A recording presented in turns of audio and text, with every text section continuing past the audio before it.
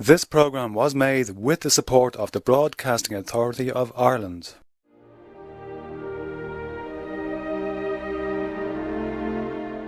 You're listening to the fourth programme of Giving the Greatest Good, and in this programme we investigate the remarkable story of Joseph Beale of Mountmellick. Joseph Beale would have been a Quaker who had a lot of businesses in the town around the time of the famine. Joseph Beale will certainly be remembered for the work he did for the people of Mountmellick in those sad years. It was a horrific time in Ireland. It was very, very sad. And he would have used his own money and his own income to supplement what was being given out to people at the time. He knew that he was going out on a limb and that he was running himself into ruin, but at the same time he couldn't stand by and see poor people starving to death. These people were really put their money where their hearts were. And as long as he had any money at all, and as long as the Quakers could help, they would help. They saw other human beings who were desperate, who needed help. He was effectively put out of business, and he was effectively wiped out. His businesses were finished by the time the famine was over. It can certainly be said that they kept many a family in Mountmellick alive during those desperate times.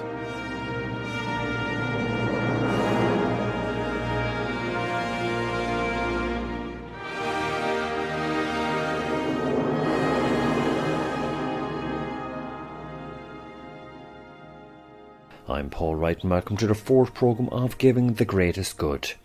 In our last programme we heard how when the potato crop failed in the autumn of 1846, Quakers in Ireland came together to form the Central Relief Committee and set up a sophisticated famine relief organisation throughout Ireland. However, there were also many other individuals and groups working to try alleviate suffering caused by the famine. One such individual was Quaker businessman Joseph Beale from Mountmellick in County Laois. Now, before we hear how Joseph Beale helped to stave off hunger for large numbers of people in his native Mountmellick area, well, first, here's Rob Goodbody, historian and also author of the book A Suitable Channel, Quaker Relief in the Great Famine, to explain Joseph Beale's ancestral roots.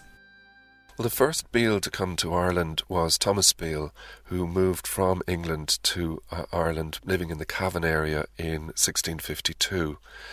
And he moved from there to Mountmellick shortly after that. And while in Mountmellick, he met with the Quaker community, and in particular William Edmondson, the man who'd brought Quakerism to Ireland. He and his family became convinced of the Quaker views of William Edmondson and his followers, and they became Quakers themselves, so starting 200 years of the Beales as Quakers in the Mountmellick area. Over the next 150 years or so, the Beales became active in business in the Mountmellick area, as did many other Quakers. And in the late 18th century, Joseph's father bought Angrove just outside Mountmellick, where Joseph was to establish mills of his own in later years. Indeed, it was in Angrove House that William Beale's 5 children were born, including his eldest son Joseph, who was born in 1801. And as the son of a prosperous Mountmellick businessman, life should have been easy for Joseph. But when only a young man, his father died. As the eldest son, responsibility for the family fell largely upon his shoulders. Yet, with the inherited assets, he developed Angrove, where he built up a large successful woolen and cotton mill business, and also got involved in a flour mill. It helped that at this time Joseph Beale's native Mountmellick was renowned for her mercantile and commercial prowess. County Laois historian Bridie Dunne. Mountmellick was a wonderful town at that time, known as the Manchester of Ireland. Cotton, woolen, textiles was very strong there, and also flour milling. Being in the farming area, there was plenty of raw materials there. Also tanning as well, because at that time Laois was covered with deciduous trees, and the barks of the trees was very suitable for the tanning industry. So the first Quaker to come to Mountmellick, William Edmondson, the one who brought it actually from England to Ireland. He lived in Mountmellick, or outside of Mountmellick in Rosenallis, and he had a large tannery there. And although Joseph Beale never ventured into the tannery business, nevertheless, he did become involved in brewing at one juncture in his early business career. Mountmellick local historian Ger Lynch. Strange things, the first business that they were involved in here was in brewing, which was unusual for Quakers. But Joseph Beale came under the influence of Father Matthew, the temperance priest, and having heard him, he relinquished all his interest in the brewing business, and he went into the cotton and the woolen, and later into the milling, into the flour milling. However, all Joseph's commercial endeavours were greatly helped by his strong work ethic and also his youth. Mountmellick local historian Dick Fitzpatrick. He would have been a young man, full of energy, full of eager to get on in business. And I dare say any young man at the time who has an interest in any particular industry that he's involved in, let it be anything, wants to have the health and the drive and determination to get in and get stuck in and get on. Indeed, Joseph Beale did get stuck into his work, and over time, throughout the 1820s and into the 1830s, became one of Mountmellick's captains of industry, operating large cotton and woolen mills, and also establishing a flourishing trade with France in tops and fine quality woolen stuffs. So just how many people did he employ? Historian Bridie Dunne. Well, I'm sure it would be true to say that it could be around 1,000, because in the late 1700s we know for sure that 4,000 people were employed in the textile industry alone in Mountmellick. Now, Joseph Beale would have owned a number of them. Now, allowing that maybe he had diversified into other things by then, I would say it would be maybe 800 to 1,000.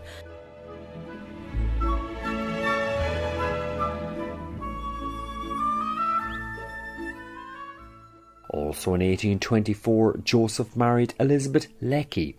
However, while away on business the following year, tragedy struck. Historian Ger Lynch. When he went on business to England a year after he's married, when he came home, he found that his wife had died while he was in England. And they had one daughter, Elizabeth. After that, he went down to Enniscorthy, and there he met Margaret Davis. She was attached to the Davis family, and they were into flour milling and all that, and they were industrialists down there. After, I think, about 5 years, he married Margaret. And altogether they had 11 children. Now, 3 of the children died very young, one a little 3-year-old boy, another at 2, and I think another infant. And after that time then Margaret became a bit depressed in the house and didn't like the house that much. And finally they moved out of the town a little bit, a few miles out, to a place called Barkmills, where they set up their mill there, the woolen mill. But before they left Mountmellick, they had a huge lot of industries going, particularly woolen mills.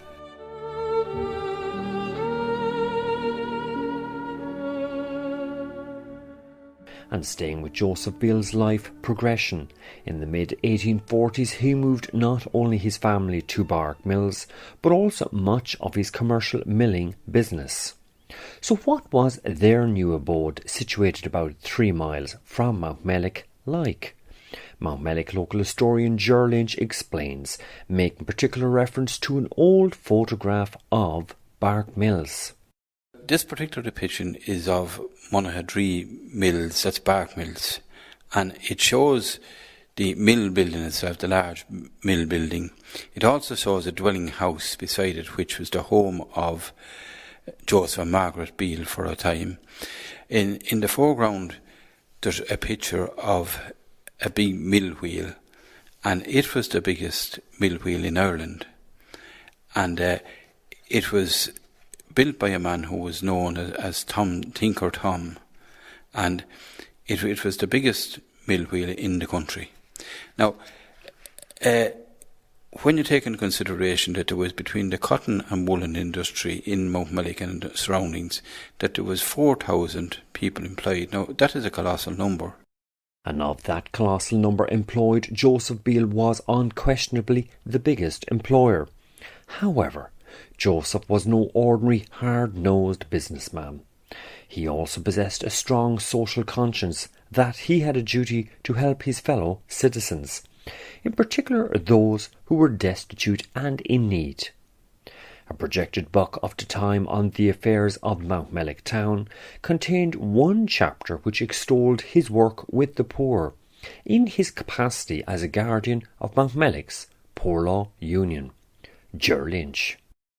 This is from a perspective of the records of Mountmellick from the year 1825 to 1841, and it's written by a Bernard Delaney, and it's entitled The Truth Blamed, but this book unfortunately was never published, but just a paragraph on Joseph Beale, and it says, "On the praiseworthy, straightforward conduct of Joseph Beale, Esquire, the most deserving, upright and useful member of society, to whom the inhabitants and Poor Law Union of Mountmellick are deeply indebted for exposing the schemes and upsetting the sinister projects of certain individuals." Now, obviously there's a story behind that which we haven't got, but it gives you some idea of the esteem in which Joseph Beale was held.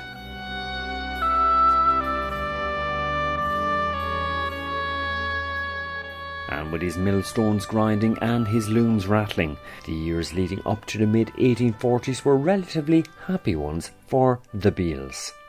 However, in 1846 all this changed, when tragedy struck Ireland as never before. In the autumn of that year, the potato crop failed throughout the country due to blight. So just how devastating was blight on the potato crop? Historian Willie Whelan of Waterford County Museum. The potatoes effectively rotted in the ground, for want of a better description, and became unedible. Even there was one or two experiments conducted in the early years of methodologies of making these blight-ridden potatoes edible. They tried to powder them and do various types of things with them, but they never did. Just once blight struck the potato crop, that was it. It was all up. It was unedible, and it was effectively you dug them out of the place, and that was it. They were no good for anything. The curse of death is in the air, it falls on Erin's children fair, for breath that once gave them life is now a word for hunger and strife. And given the fact that at least a third of Ireland's population were totally dependent on the potato crop for survival, and that they'd used up most of their reserves due to a partial crop failure the previous year, by the autumn of 1846, starvation stalked the land. So just how did the government react? Historian Bridie Dunne. The official government was kind of laissez-faire, let it happen, let what will. They didn't intervene in time, and then they did too little too late when they did try to. It was not a natural famine because the country was full of food. Shiploads of animals and corn were leaving the country while people were still starving. It was that people were dependent on one crop, and that had failed. That was the problem. Not that there was a shortage of food within the country, because quite a bit of the food left the country in ships to go abroad. Skeletons lie across the land, scattered there by hunger's hand.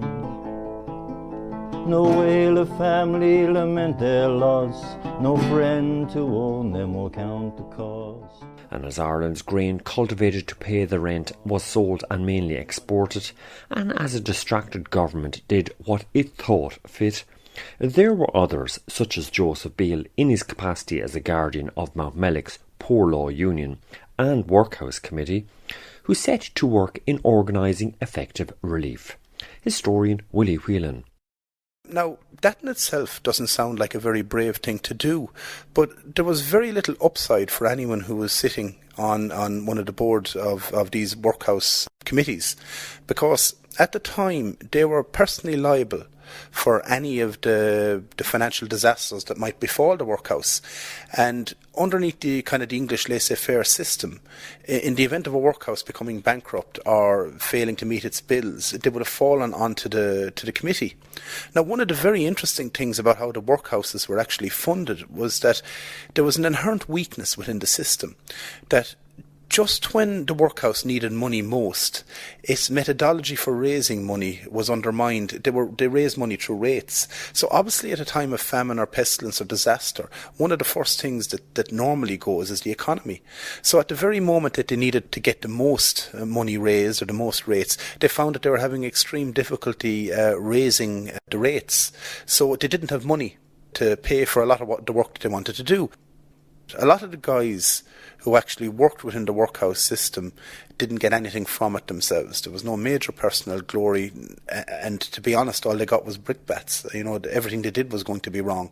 But yet, while the committee would have lessened in size over the course of the difficult years, in other words, guys bailed out when they saw the way things were going with the famine, you did get those steadfast administrators and merchants that hung around and attempted to do their best as they saw it for the people of their locality.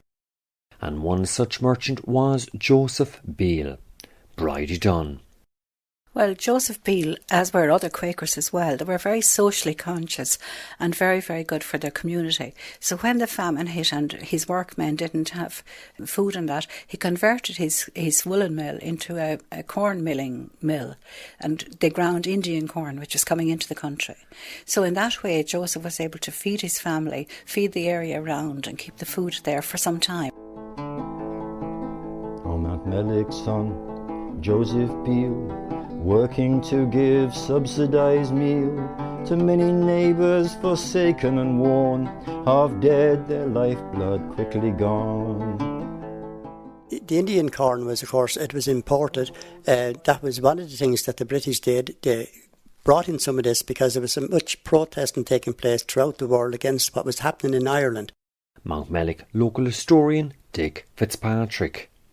And that they said, listen, you'll have to get in something to these people. It was cheaper than, we'll say, wheat or barley or oats or whatever. So for this reason then, when it came in, it had to be, naturally enough, it had to be milled to a finer grade than what came in.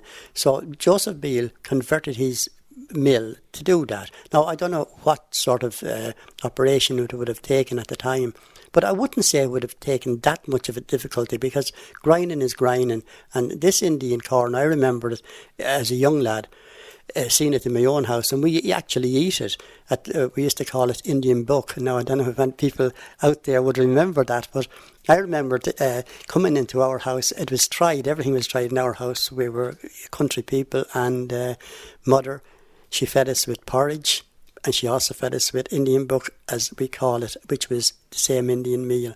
Now, it didn't last long, people didn't like it, but in the famine years, it was hugely important, and Joseph Beale and his family, they distributed that. Be not afraid to proclaim their deeds, those brave few souls who answered needs, to countless victims unable to cope, they were the few warriors of hope. Well, he would have had a lot of buildings in the town as part of his business, so they were vacant at the time. Mountmellick local historian Dolores Dempsey. So he would have stored the meal that would have been used and would have set up like soup kitchens and posts to feed people who are dying of starvation at the time. He would have been one of the coordinators of that and would have used his own money and his own income to supplement what was being given out to people at the time. Be not afraid to proclaim their deeds, the brave few answered others' needs. The countless victims unable to cope, they were the few warriors of hope.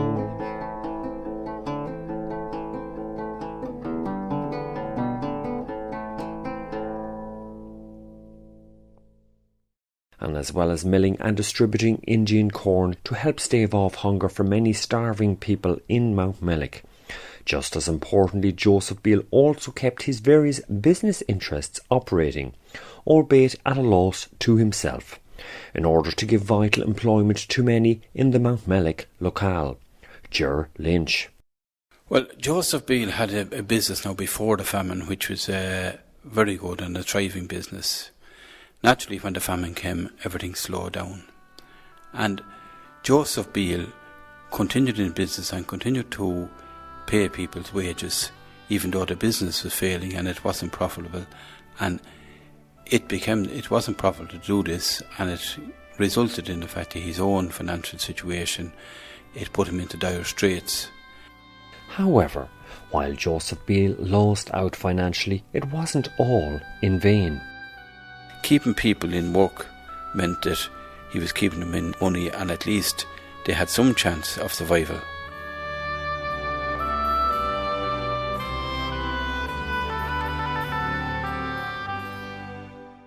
And Joseph wasn't the only member of the Beale family with a strong social conscience. His wife Margaret also played her part. As an accomplished lacemaker, Margaret Beale helped to teach Mountmellick women the craft, nurturing a cottage industry which would in time flourish to make Mountmellick work renowned in its field and famous throughout the world. She and her relatives also ran a soup kitchen in Mountmellick. Was his wife Margaret as well, with some of her friends, they started soup kitchens, and of course that kept people alive. Virtually the only bit of food they got was when they were out at the food kitchen and got whatever was there. The Quakers were very practical people, and they would have been good at, using natural products and resources and gardens and that, so that they were able to create food, that was nutritious and that would be maybe outside of what normally people would think about, So they were good in that sense. Bridie Dunne. However, good deeds by either Margaret or Joseph Beale were not always repaid with gratitude. Joseph Beale in later years used to tell how he and his two eldest sons had to defend his flour mill against besieging rioters, who no doubt intended to raid the mill for food. After 2 days and 2 nights, he confronted them, offering himself as a hostage. He impressed them so much that they withdrew and left in peace. And about that incident, historian Ger Lynch shares his views.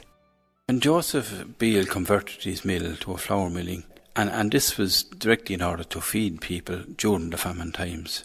Naturally, there was people going around at the time and they were hunting for food, and people were starving and hungry, and a lot of people, they assaulted the mill with the effort to get in to get flour. But Joseph Beale and his two sons would have only been 15 or 16 at the time, but they held off these people for 2 days, and eventually Joseph Beale succeeded in persuading them that this wasn't the way to go, that what he was doing there was for the good of everyone, and that if everyone had patience and wait their turn, that they would supply in as far as possible flour to as many people as he could. So he succeeded in holding these people off and appeasing them, and eventually was able to go back and continue on his manufacture of flour. He could have just abandoned and let them in and forget about the whole thing, but he was determined that it should be a fair and equitable process, that everyone would get their fair share, which was the way they had done things, and they were prepared to fight for that, and did, and held out, and eventually were successful.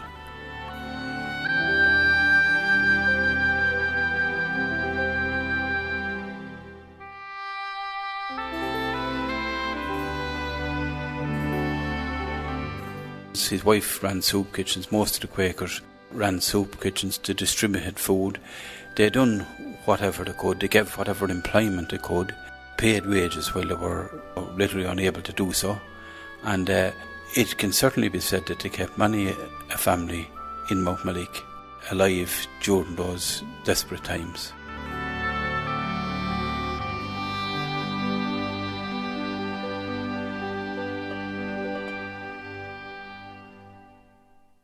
And eventually the Great Hunger ended in 1850, with Ireland devastated and the spirit of her people broken. And although the woolen trade was picking up a little, nevertheless the effects of the famine, alongside tariffs imposed by London to protect English textile interests, ensured that Joseph Beale's textile business would never take off again. Historian Dolores Dempsey. Well, when the famine finally was over, the population of the town had declined so much, plus his business interests. He had traded a lot with England, and that had declined as well. So he was effectively put out of business, and he had a wife and a large family to look after. So he decided, after many talks with Margaret and with his friends, that he would have to emigrate. Historian Bridie Dunne once again. Now, most people were going to America at that time, but he chose Australia because, being in the woolen business and knowing that Australia had all of the sheep country and the woolen business was big there, he felt that he might make a fresh start. So he decided to bring 2 of his elder sons with him. Now, they were only 16 and 15. He also brought a workman with him, Daniel Kennedy, and his son. He was known as a Quaker as well, but he had been a faithful servant. So all 5 of them actually, set out together from Queenstown, which is Cove, of course, and Margaret went down and saw them off, and she remained behind then, trying to sell the bark mills.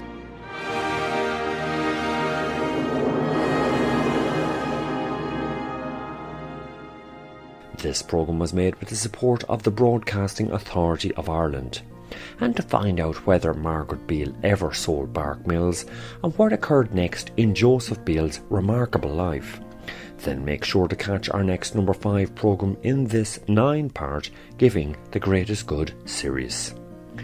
But for the moment we play out with celebrated balladeer Cliff Wedgbury, singing Joseph Beale's lament for his beloved Mountmellick, the town he loved more than any other in all the world, and which he was now being forced to leave due to economic necessity. Farewell to thee, Mountmellick, dearest town to me. Even in our darkest hour of this land's history, for there are ties that bind me, even until death. It's here, my lovely village, my children first drew breath.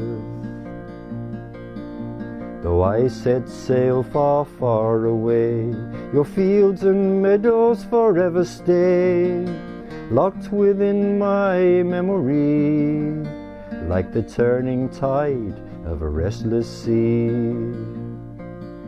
In bygone days I can recall sweet memories of youth, from childhood dreams to manhood scenes, you taught me gentle truth. Beneath your lofty slender spires and the glory of each day, I hold you ever in my heart, though you are far away. When I was in my manly prime, with love on you I gazed. With pride those memories linger still, and time will not erase the richness of your commerce. Flourishing to see the standing in this ancient land of your famed industry, until the grief of famine's hand cast its shadow far and caught us in its poverty beneath grief's lonely star. Above a broken village sad, where thatch had fallen through, I now depart a broken heart, far, far away from you. Though I set sail far, far away, your fields and meadows forever stay, locked within my memory, like the turning tide of a restless sea. Upon the Sarah sands I sail to the far-off Tasman sea, while beggars at the poorhouse wait, I sing in grief for thee. A stormy tempest fills white sails that blow like falling snow. As far from thee, Mountmellick, I am forced to go. wherever I may wander, beyond the wild blue tide. My thoughts forever turn to thee, beneath the mountainside, for there are ties that bind me till I take my last breath. I, Joseph Beale, still love you from birth until my death. I, Joseph Beale, still love you from birth until my death.